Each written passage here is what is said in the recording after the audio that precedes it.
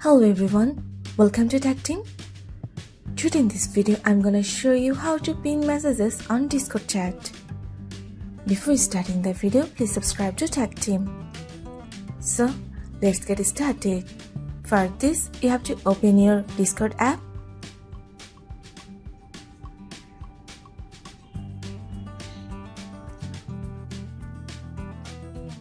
Now go to Messages option and select your friend.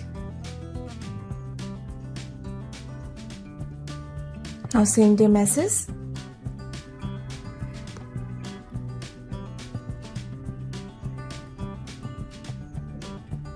Now, if you want to pin this message, you just have to long press on it.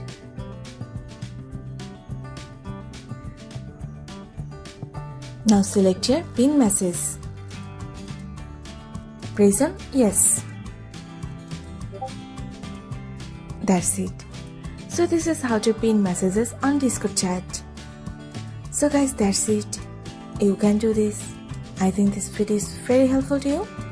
If it was, then give a thumbs up and hit the subscribe button. And thanks for watching.